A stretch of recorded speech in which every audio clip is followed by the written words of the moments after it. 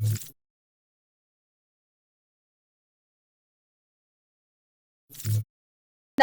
હું છું પ્રિયા અને તમે જોઈ રહ્યા છો જનતા કી જાણકારી ન્યૂઝ। નજર કરીએ આજના સમાચાર ઉપર। અમદાવાદ ખાતે પ્રખ્યાત લોકગાયક કીર્તિદાન ગઢવીએ લોકસંગીતનો પ્રવાસ, નવરાત્રી કલેક્શન અને સંસ્કૃતિ પ્રેમ વિશે નિખાલસ હૃદયે વાત કરી। ગુજરાતના લોકપ્રિય લોકસંગીત આઇકન અને દાંડિયા કિંગ તરીકે જાણીતા કીર્તિદાન ગઢવી અમદાવાદમાં અગ્રણી મીડિયા પ્રતિનિધિઓ સાથે યોજાયેલા વિશેષ વાતચીતમાં ઉપસ્થિત રહ્યા, જ્યાં તેમણે પોતાના જીવન અને ગાયક સુધીની સફર વિશે અનેક વાતો નિખાલસ કરી હતી।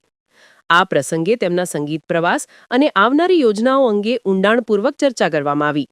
વાતચીત દરમિયાન કીર્તિદાન ગઢવીએ પોતાના સંગીત જીવનની વાતો ખુલ્લા હૃદયથી કરી।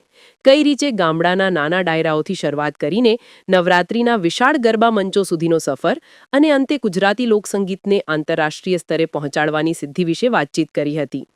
પિતા જેમના એક સચોટ પત્રકાર હતા, છતાંય કીર્તિદાન ગઢવીએ સંગીતની દુનિયામાં શરૂઆત કરી। આજે ભારતથી લઈને અમેરિકા, યુકે અને મધ્ય પૂર્વ સુધીના લોકોને તેમના સૂર દ્વારા ગવાતા ગીતો મંત્રમુગ્ધ કરી રહી છે।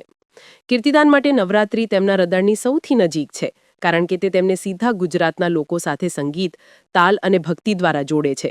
વધુ શું જણાવ્યું તેમણે, આવો સાંભળીએ તેમના થકી। પત્રકારોના માધ્યમથી તમને બધાને પહેલા તો નવરાત્રીની ખૂબ ખૂબ શુભેચ્છાઓ। 30 વર્ષથી સંગીતના ક્ષેત્રમાં છું। મેં ઘણા મીડિયાને ઘણી વાર વાત કરેલી છે કે ગામડાના એકમાત્ર માઇક્રોફોન, એક ઢોલથી કરેલી શરૂઆત એ આજે હજારો ની સાઉન્ડ સિસ્ટમ, લાખો કરોડ રૂપિયાની સાઉન્ડ સિસ્ટમમાં 20-25 મ્યુઝિશિયનો, સંગીતકારો સાથે ગાવું અને હજારો ખેલે જાય। ત્યારે તો ઓડિયન્સ માત્ર મળતું 80 કે 100 અને નવરાત્રીના 9 દિવસ દરમિયાન વહેંચણી કરવામાં આવે છે।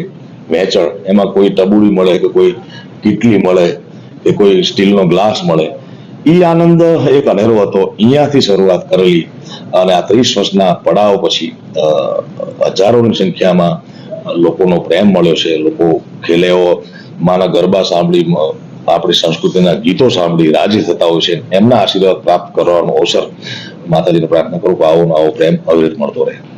ડિફરન્સ જોયા છે મેં કે એક ઢોલથી શરૂ થયેલી પરંપરા, એક માઇક્રોફોનથી, પછી થોડો વળી એમાં સુધારો વધારો થયો કે સહાયક ગાયકો, કોરસો મળ્યા,